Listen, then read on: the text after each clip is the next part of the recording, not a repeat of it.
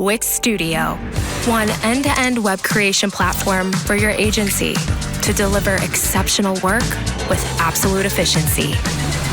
Taylor Swift is a link builder. There were rumors that she would get engaged. Our client said, let's give them a free wedding venue. And then we got them 50 links.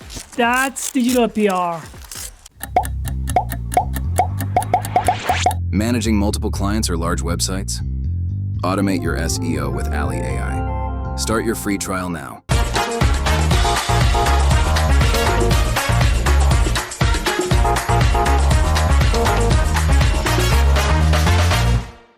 Hi everyone, I'm very excited. So thanks for coming to my talk. I'm Naomi, and as Gus kindly mentioned, I'm going to be talking about faceted nav and how we can use it to inform new product categories. So this was me a year ago, because as digital marketers, as people that work at SEO, we're always thinking about the next big thing. What are we going to do to proactively push our businesses, push our websites, all the stuff that we have to think about 3, 6, 9, 12 months in advance. And we come up with great strategies, we come up with great ideas. But sometimes we can kind of be sat in front of our websites like this thinking, what next? And we can come up with all the great ideas in the world, but sometimes you just get stuck, and that was me. And so I was working with a client, and we were collectively thinking, what are we going to do to continuously, push this brand? And we were short on budget, classic, and we had to come up with something that wasn't going to break the bank, but that was going to be highly effective. So what I'm going to take you through today is essentially the plan that we came up with using internal data to do just that, and we had some great results. So a bit of some stats for you. So 51% of customers are more likely to make a purchase from a brand if the content is personalized. This applies to more specific personalization, like logged in users, cookies, all that great stuff. But I would like to extend this to more general on-site optimization, because as we know, customers want personalized content, but they don't want to give us their data. So that's an issue, as we all know. And so I think that actually you can tailor your website and you can tailor pages and you can make things more personalized by not having to have that data. You have to just think more about what your customers actually want. And faceted navigation is specific to this because a study by Algolia showed that businesses consider faceted nav one of the top 3 features with the biggest benefits after personalization and relevance. So it makes sense when you think about the point of a faceted nav is to tailor content on a page as best as possible so that customers can get, the products that they want as quickly as possible. So this feeds into product categories and it feeds into just generally giving customers what you want and what they need. And I'm going to go through how you can do that. But first, I'm going to talk about product categorization the old way. So we all know this is obvious, but product categories help users find what they want as quickly, generally, as they can. But generally, product categories are broad. Facets are only used to refine results, but not inform results. And they're normally set up with a set and forget mentality.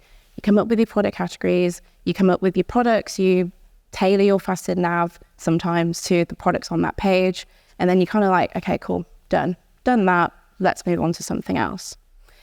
But it leaves little room for dynamic optimization, and I've seen instances where some people will have faceted navigation that is exactly the same across all product categories, regardless of what products are on those pages, which is wild when you think about some companies will have, 10, 15, 20 products that are very different and suit very different needs. So it doesn't always work.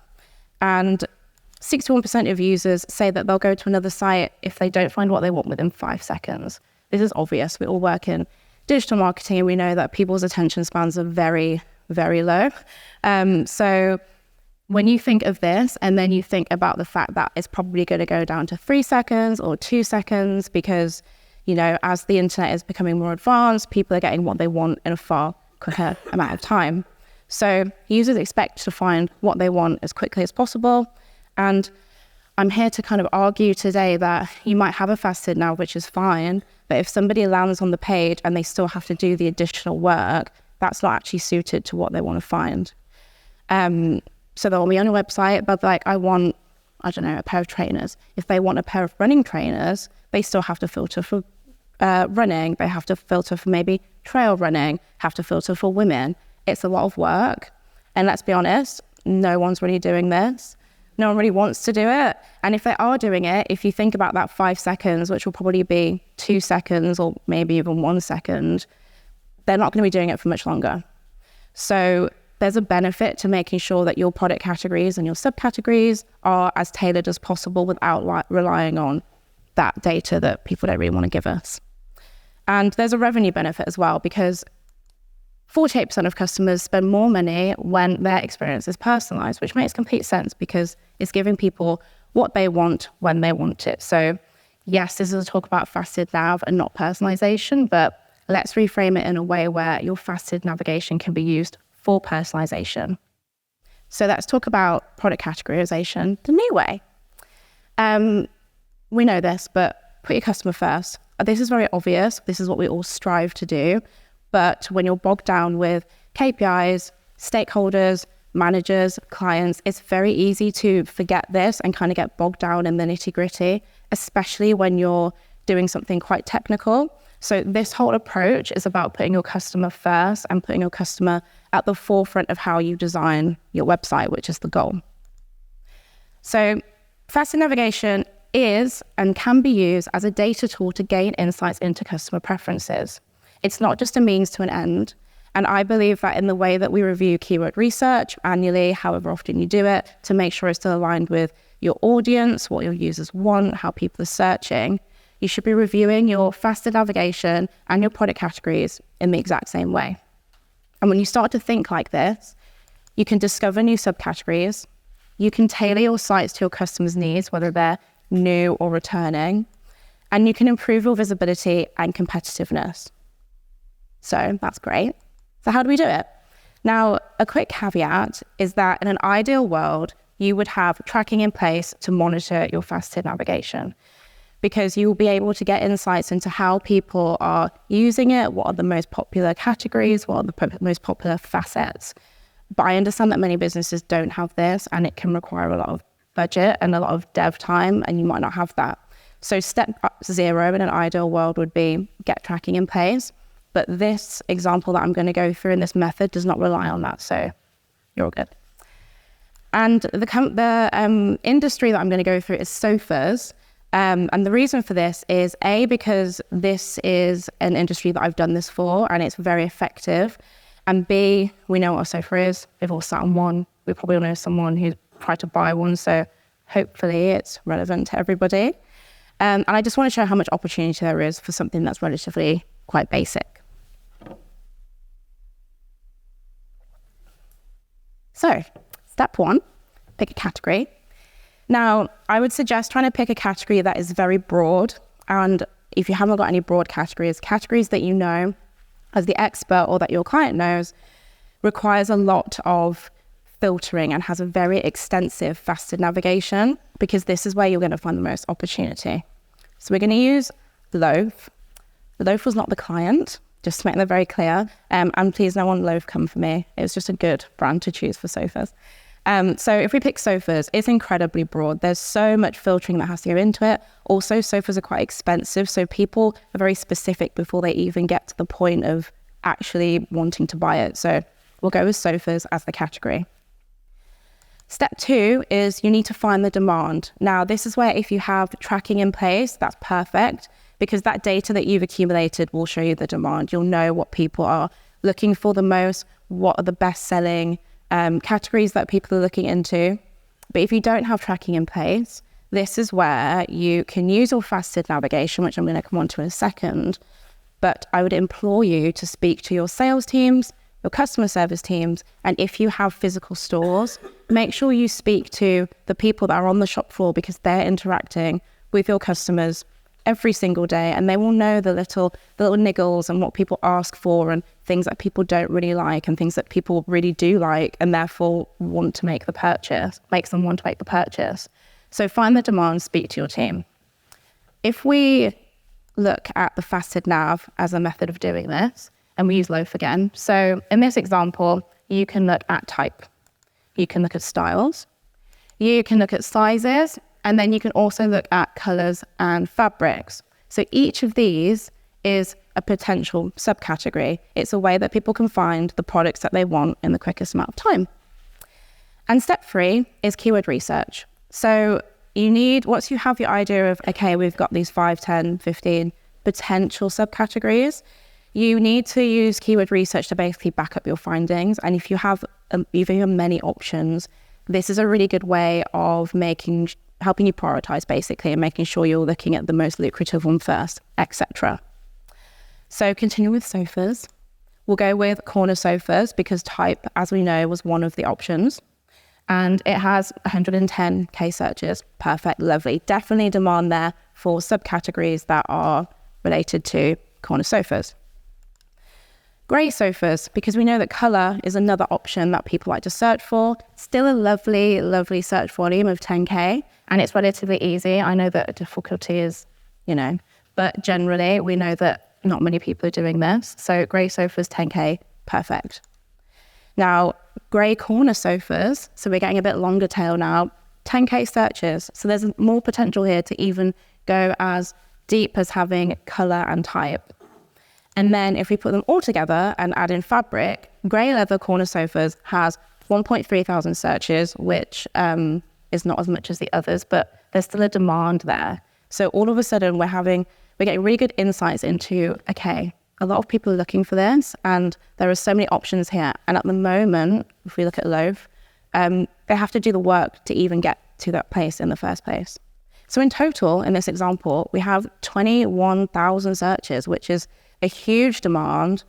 And if we put this into practice for loaf, please no one life come for me. If we look at grey leather corner sofas, loaf, we can see that the results are all made up of their varying pages, but there's actually not one page that relates to that. So you've got corner sofas, kind of relevant, but they still have to filter for the colour. You've got all sofas, which is very broad, and there'll be a lot of work that the customer would have to do to get to the product they want. And then you've got clearance, and then you have got a product which fits the description, but they might not want that product. They might want to shop around.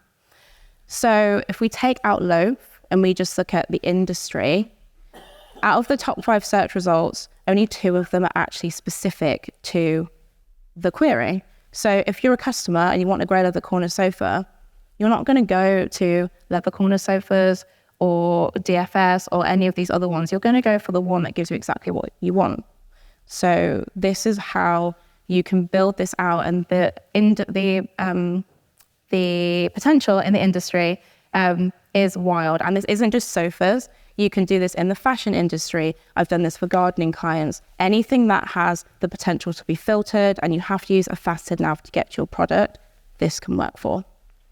So this is great, but there are some key considerations because anything to do with your faceted nav, adding pages, is very tricky technically to get it right, to make sure you don't mess anything up.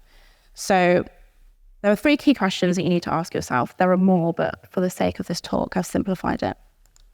How will these pages fit into the current structure? Your new pages must be categorized correctly. Please don't just launch loads of pages because they'll be floating about, they'll be orphan pages, it'll just be a mess. Do not do that. So this is very simple. You just think of the parent, child, grandchild category structure. Plan your new subcategories within the context of your existing categories. So if we go with the example from earlier, you've got your corner sofa, which would technically be a child category if sofas is the parent category. Grey corner sofas will sit underneath that. And then if you do go as deep as grey leather corner sofas, which is like a great grandchild category, you make sure that it's all categorized and your URL structures fit within this format. So that's number 1.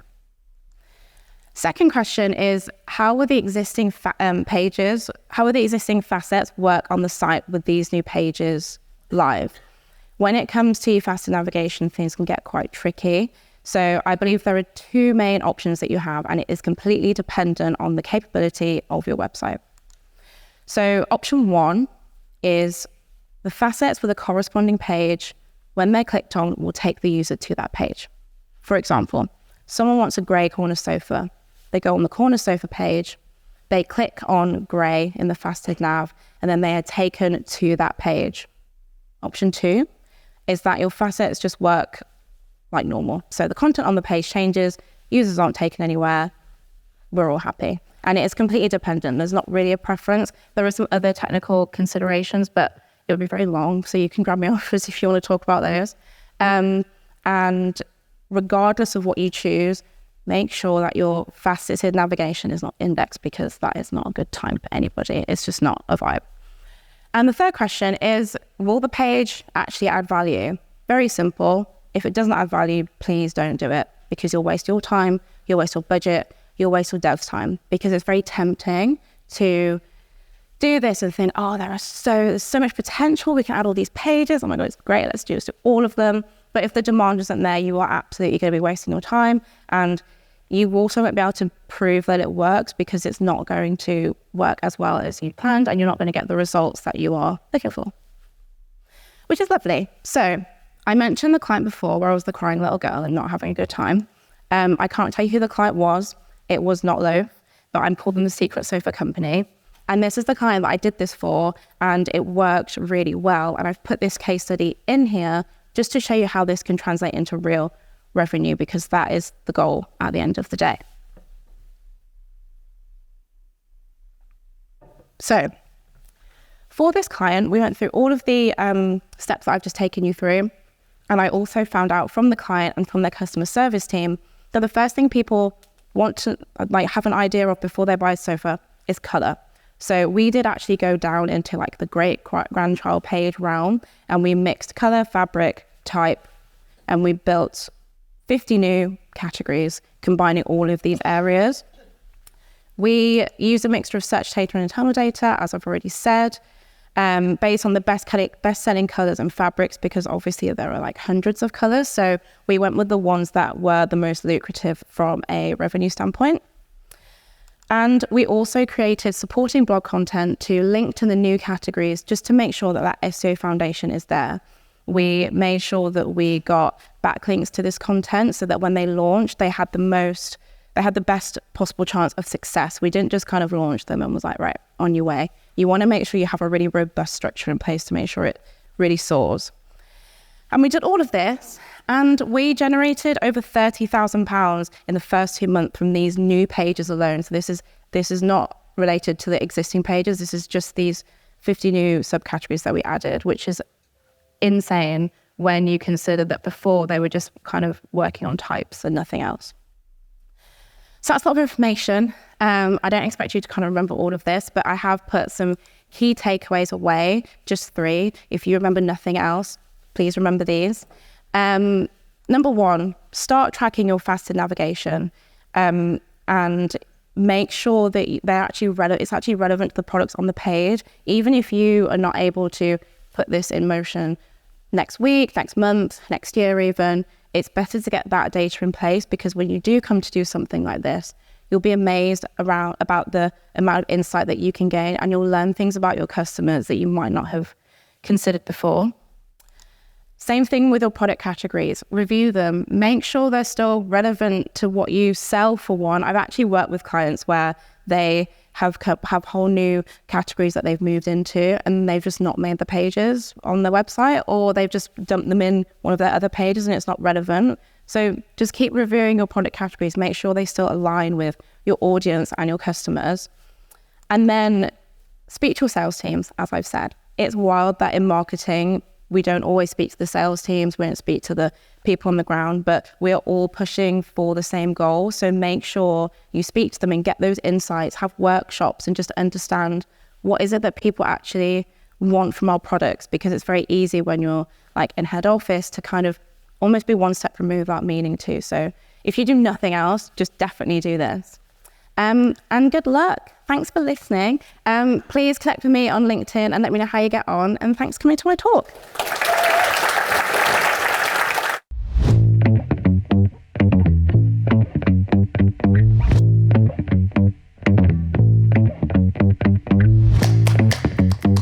Monthly reporting making you want to shove sharp things up your nose?